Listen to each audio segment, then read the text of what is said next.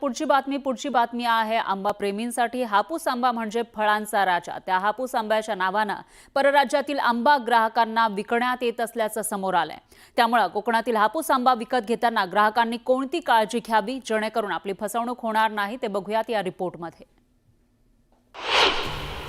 हापूस आंबा खरेदी करताय तर सावधान। हापूस आंब्याच्या नावाखाली ग्राहकांची फसवणूक। हापूसच्या नावाखाली कर्नाटकी आंब्याची विक्री।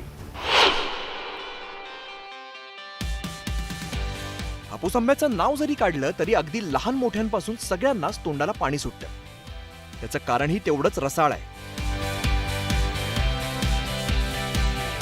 हापूसचा मधुर गंध, पिवळा धमक रंग, रसरशीत मऊ गर आणि अवीट चव, त्यामुळे हापूस आंब्याची ख्याती साता समुद्रापार पसरली आहे। मात्र याच कोकणातील हापूस आंब्याच्या नावाखाली आता कर्नाटकी आंबा ग्राहकांच्या माथी मारला जातोय।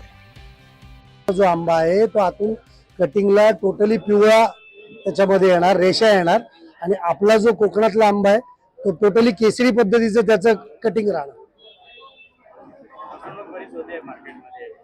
बरोबर आहे। फसवणूक म्हटल्यावर आता ज्या गिरायकाला स्वस्तातच आंबा हवा आहे त्याला थोडासा हा कर्नाटकी आंबा स्वस्तच पडतो ना, त्याच्यामुळे गिरायक याच्याकडे आकर्षित आहे। नवी मुंबईतील मार्केटमध्ये सध्या हापूसच्या नावाखाली कर्नाटकी आंब्याची विक्री केली जाते।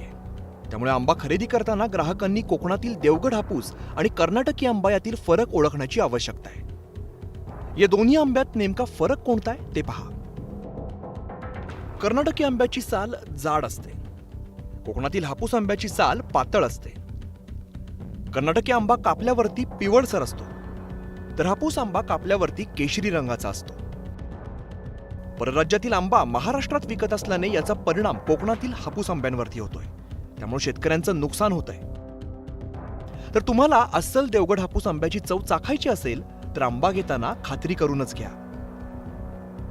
Vishwanath Sawant, news 18 Lokmat, APMC market, Navi Mumbai.